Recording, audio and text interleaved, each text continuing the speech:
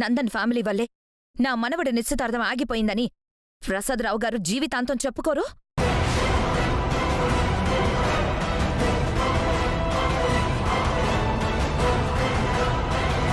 లక్ష్మి వల్లే నా నిశ్చితార్థం ఆగిపోయిందని నీరజ్ జీవితాంతం బాధపడ్డు. నీ నిర్లక్ష్యం వల్ల ఈరోజు మన కుటుంబానికి ఎంత చెడ్డ పేరు. నువ్వు ఆగు పిన్ని. తను ఇంకెక్కడైనా పెట్టిందేమో గుర్తు చేసుకొనివ్వండి. లక్ష్మి, బాగా గుర్తు చేసుకో. ఇక్కడికి తెచ్చే ముందు ఇంకెక్కడైనా ఆ రింగ్స్ పెట్టావా? నాకు గుర్తు రావడం లేదండి. అయ్యా, ముహూర్త సమయం ఆసన్నమైంది. ఇప్పుడు ఉంగరాలు లేకపోతే నిశ్చితార్థం చేయడం కుదరదు.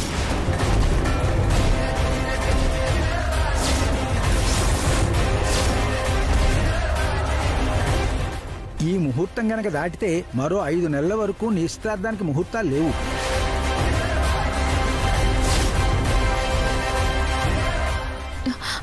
పంతులు గారు, ఉంగరాలు ఎక్కడున్నాయో ఇప్పుడు గుర్తొచ్చింది.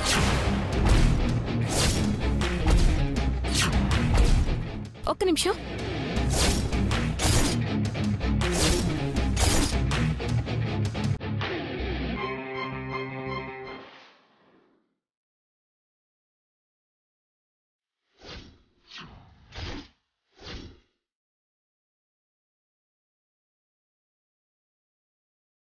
క్షమించండి పంతులు గారు, ఈ ఉంగరాలు దేవుడి దగ్గర పెట్టి మర్చిపోయాను. తీసుకోండి. ఇలా ఇవ్వండి అమ్మా.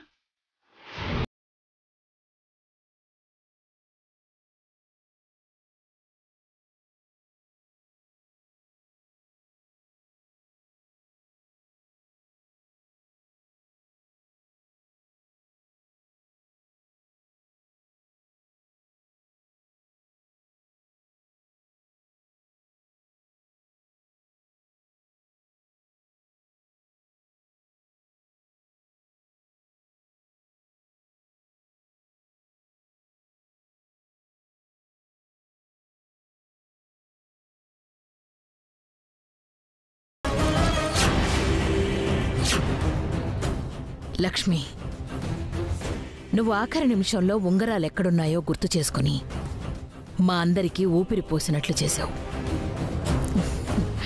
ఈ ఇన్స్టెంటు నీరజు, మనీషాలు జీవితాంతం గుర్తుపెట్టుకుంటారు.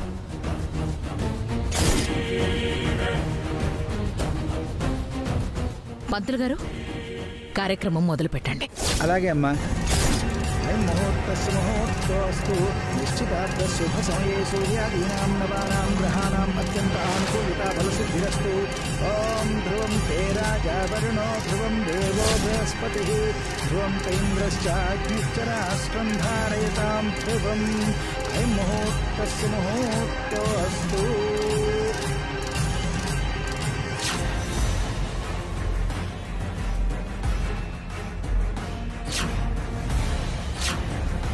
నిన్ను ప్రేమించినంతగా ఈ ప్రపంచంలో నేను ఎవ్వరినీ ప్రేమించలేను.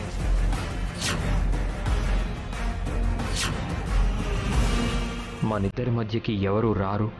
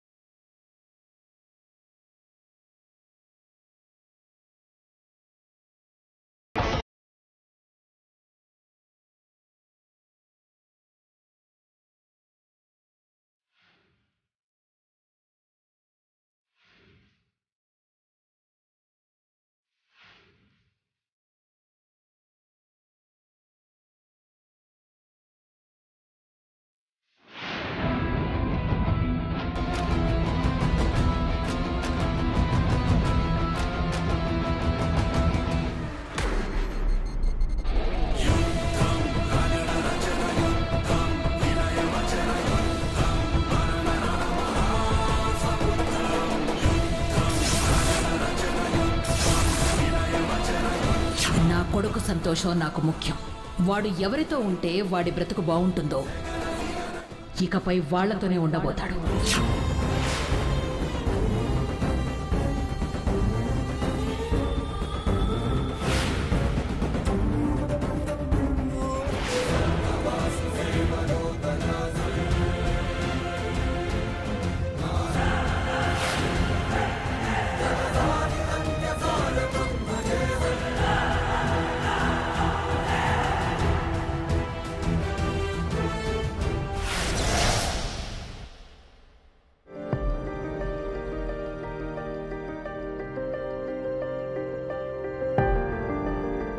లక్ష్మి, ఒకసారి వెళ్ళొస్తా. అలాగేనండి. అత్తయ్య గారు చెప్పండి. ఏం లేదు లక్ష్మి, ఒక చిన్న సందేహం. ఏంటి అత్తయ్య గారు? నీ గురించి నాకు తెలుసు. ఒక పని చేస్తాను అని చెప్పాక నువ్వు ఎంత జాగ్రత్త తీసుకొని చేస్తావో, దాని మీద ఎంత ధ్యాస పెడతావో, అలాంటిది నిశ్చితార్థం రింగ్స్ ఎక్కడ పెట్టావో మర్చిపోతావని నేననుకోను. ఏం జరిగింది? ఏం జరిగింది చెప్పు. చెప్పు లక్ష్మి. నిజానికి ఎంగేజ్మెంట్ రింగ్స్ ఎవరో దొంగతనం చేశారు అత్తయ్య గారు. దొంగతనమా? అవును అత్తయ్య గారు.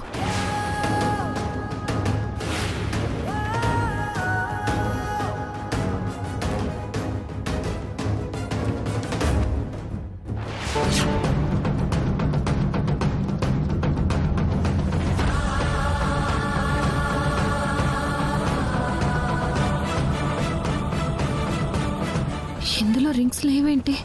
దేవుడి దగ్గర పెట్టినప్పుడు ఉన్నాయి కదా, రింగ్స్ ఇక్కడ లేవు. ఇంకేమైనట్టు? ఎవరైనా దొంగతనం చేశారా? ఇప్పుడు ఈ విషయం తెలిస్తే అపశకరంగా భావించి నిశ్చితార్థాన్ని ఆపేస్తారు. ఇప్పుడేం చేయాలి?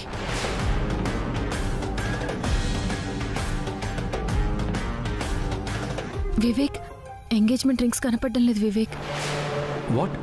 కనపడకపోవడం ఏంటి వదినా? ఎవరో దొంగతనం చేశారు. ఇప్పుడు ఎలా? ఈ విషయం అందరికీ తెలిస్తే అల్లరైపోతుంది. ఎంగేజ్మెంట్ కూడా ఆగిపోయే ప్రమాదం ఉంది. అందుకే నువ్వు అర్జెంటుగా వెళ్ళి రింగ్స్ తీసుకురావాలి. సరే వదినా. వివేక్, ఏంటి వదినా?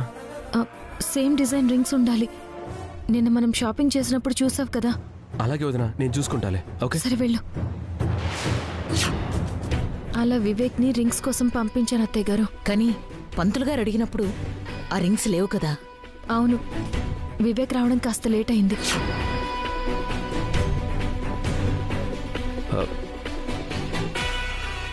వదినా,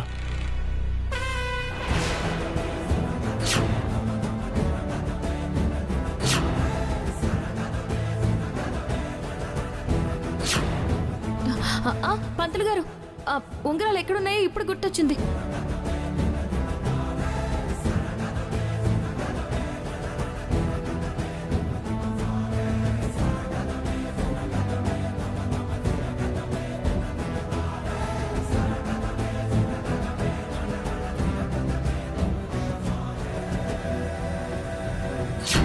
అదత్తయ్య గారు జరిగింది.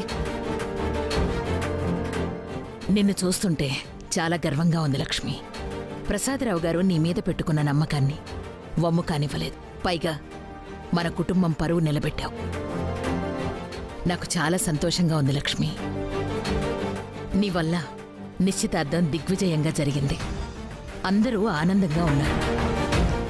లేదంటే ఈ పాటికి అందరూ ఏదో కోల్పోయినట్టుండేవారు. Really I'm very proud of you Lakshmi.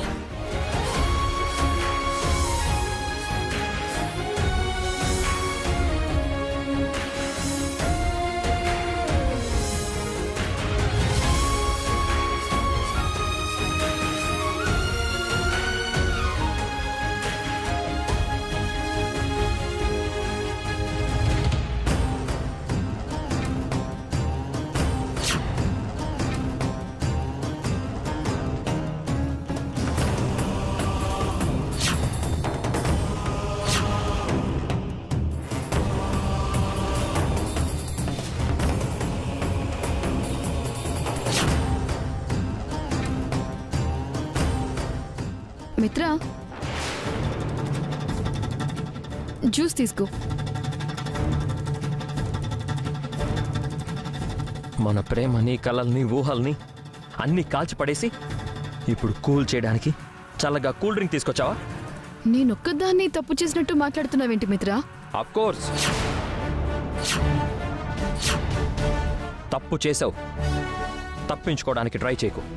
అసలు నేను అడగగానే నువ్వు పెళ్లికి ఒప్పుకోనుంటే విషయం ఇంతవరకు వచ్చుండేదే కాదు. ఇప్పుడు ఇలా ఎంగేజ్మెంట్ అనే ఉచ్చులో నేను చిక్కుకునేదాన్నే కాదు. ఫస్ట్ ఆఫ్ ఆల్ నువ్వు నీరజ్తో చనువుగా లేకుంటే, సరదాగా బిహేవ్ చేయకుంటే, నువ్వు నీరజ్ని ఇష్టపడుతున్నావనే ఫీలింగ్ ఎవ్వరికీ వచ్చేది కాదు.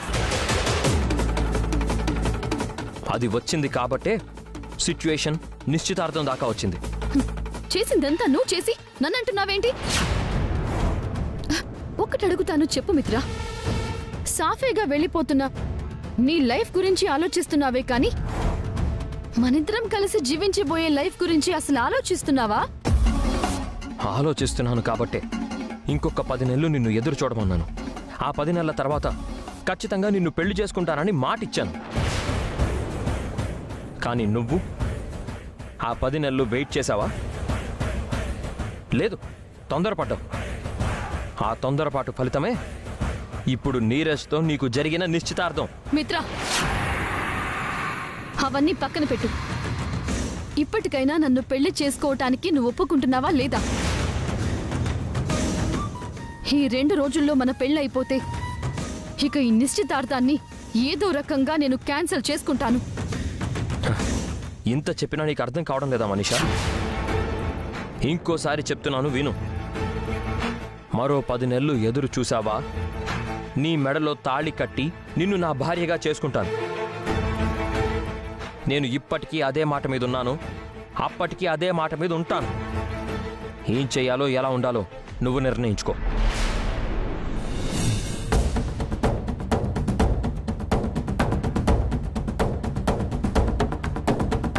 మిత్రని ఎన్నో విషయాల్లో ఎన్నో రకాలుగా కరిగించాను, కన్విన్స్ చేశాను. కానీ ఈ విషయంలో ఎందుకు తనని దారికి తెచ్చుకోలేకపోతున్నాను?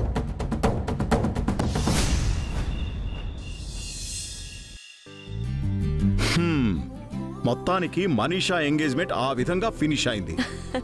మన మిత్రకి ఈ విధంగా విముక్తి దొరికింది. అవును పెదనాన్న, వదిన పక్కన ఏ దేవుడో గట్టిగా నిలబడ్డాడు. ఆ దేవుడి బ్లెస్సింగ్స్ వల్ల అన్నయ్యకి వదినకి మధ్యలో మనీషా వానిష్ అయిపోతుంది. మనీషా నిశ్చితార్థం అయిపోయాక ఆనకట్ట దాటుకొని ఉప్పొంగుతున్న జలపాతంలా ఉందిరా నా మనసు. ఇక మిత్ర లక్ష్మీల మధ్యలోకి మనీషా ఎట్టి పరిస్థితుల్లోనూ రాదు. అవునానమ్మా, ఇక వదిన జీవితం ఏమైపోతుందో అనే భయం మనకక్కర్లేదు. నాకు చాలా సంతోషంగా ఉందిరా. ఈ సంతోషకరమైన సమయంలో ఒక స్వీట్ తినాల్సిందే. ఒరే సుధీర్, ఏంటి బామ్మగారు? కిచెన్ లోకి వెళ్ళి ఒక మంచి స్వీట్ తీసుకురారా. మీరు స్వీట్స్ అడిగితే ఇవ్వొద్దని లక్ష్మీ వదిన చాలా స్ట్రాంగ్ గా చెప్పారు. ఇదిగో, నేను చాలా సంతోషంగా ఉన్నాను. ఈ సంతోషాన్ని నువ్వు పాడు చేయకు. అది కాదు బామ్మగారు. తీసుకురమ్మని చెప్పానా లేదా? తీసుకురా. తెస్తాను. అమ్మ నానమ్మ, సుధీర్ని బాగానే కంట్రోల్లో పెడుతున్నావే. అంతా ఉత్తుతిదేరా. అలా అరవకపోతే వాడు స్వీట్ తీసుకురాడు.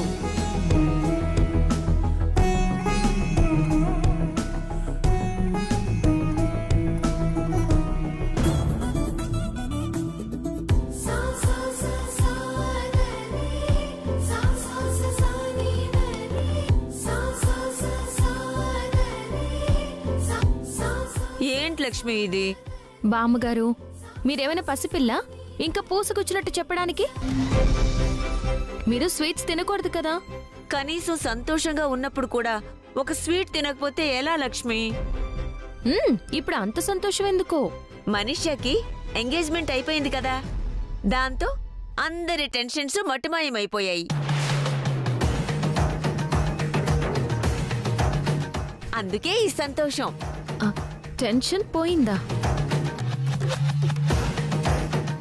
మనీషా ఎంగేజ్మెంట్ అయితే మీ అందరికీ టెన్షన్ ఎందుకు పోయింది?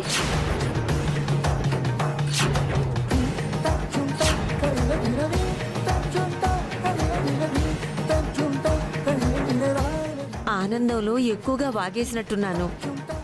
మనీషాతో మీకొచ్చిన టెన్షన్ ఏంటి? అంటే అదేం లేదమ్మా. ఆడపిల్ల పెళ్ళంటే ఎన్నుంటాయి. మనీషాకి త్వరగా పెళ్లి చేయాలని, త్వరగా అత్తారింటికి పంపాలని అనంత ఎన్నో రోజులుగా అనుకుంటోంది. మనీషా అందానికి చదువుకి తగ్గ అబ్బాయి ఎప్పుడు దొరుకుతాడో ఏమో అని అనంత తెగ కంగారు పడిపోయేది. తన కంగారు చూసి నాకు టెన్షన్ పుట్టేది. ఇప్పుడు మనీషాకి నీరజ్కి ఎంగేజ్మెంట్ అయిపోయింది కదా, ఆ విధంగా మా టెన్షన్స్ తీరాయన్నమాట. ఓ అంతేనా? ఇందులో టెన్షన్ పడ్డానికి ఏముంది మావయ్య గారు? ఆ పైవాడు ఎవరిని ఎప్పుడు కలపాలో, ఎక్కడ కలపాలో అన్నీ రాసే ఉంచుతాడు.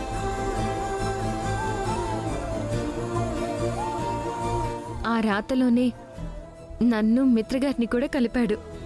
ఇప్పుడు మనీషా నీరజ్ని కూడా కలిపాడు. నువ్వు చెప్పింది కూడా నిజమేలే అమ్మా. ఎవరిని ఎలా కలపాలో ఆ భగవంతుడికి బాగా తెలుసు. మనుషులు ఎంత తపన పడినా, ఎంత తాపత్రయపడినా చివరికి ఆయన ఏమనుకున్నాడో అదే చేస్తాడు.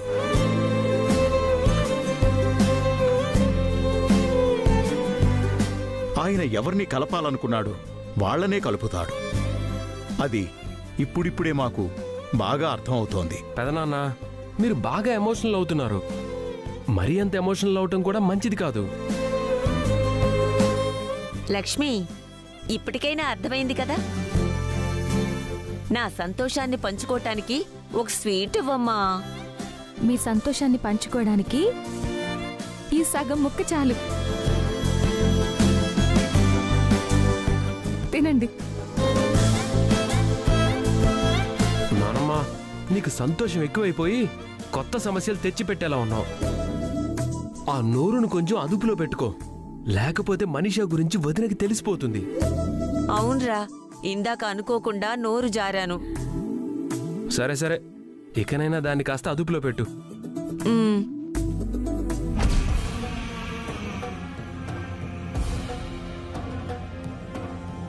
అసలు ఉన్నట్టుండి మనీషాకి ఏమైంది? నేనెంత చెప్పినా ఎందుకు వినడం లేదు? అంత మొండిగా నీరజ్తో నిశ్చితార్థానికి ఎలా ఒప్పుకుంది? అసలు ఆ లెటర్ ఎవరు రాసుంటారు? ఆ వ్యక్తి ఎవరై ఉంటారు?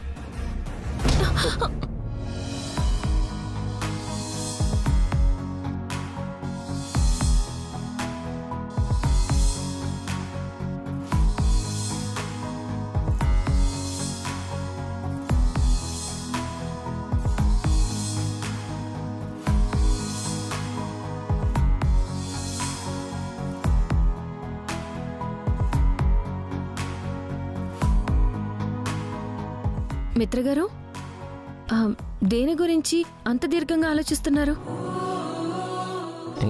ఏం లేదు లక్ష్మి.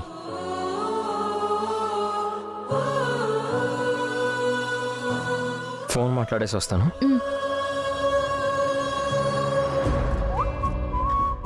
మనీషాకి లెటర్ రాసిన వ్యక్తిని ఎలా కనిపెట్టాలి?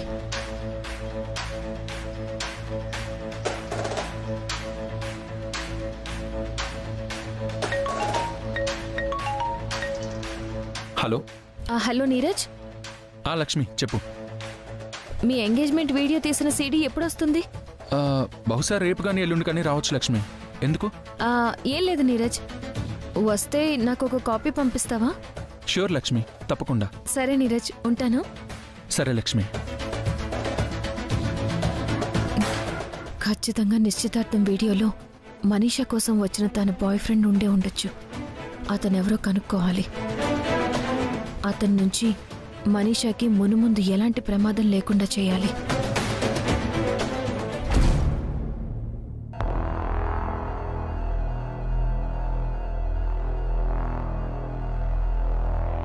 మిత్ర జీవితం ఒక దారిలో వెళుతోంది. అది మళ్ళీ నీ దారికి రావడం అసాధ్యం.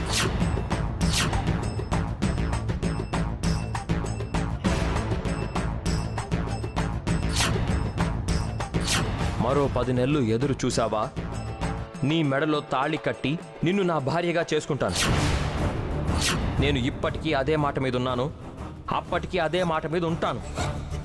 ఏం చెయ్యాలో ఎలా ఉండాలో నువ్వు నిర్ణయించుకో. మనీషా, నువ్వు వేసే అడుగు తప్పుగా వేశావు. నువ్వు ఆడిన ఆటని తప్పుగా ఆడావు. అనుకోకుండా ఇప్పుడు నీరజ్తో నిశ్చితార్థం అయిపోయింది.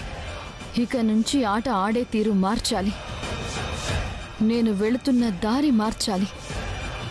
లేకపోతే ఈ పొరపాటు మరొకసారి జరిగి నీరజ్తో పెళ్లి కూడా అయిపోతుంది.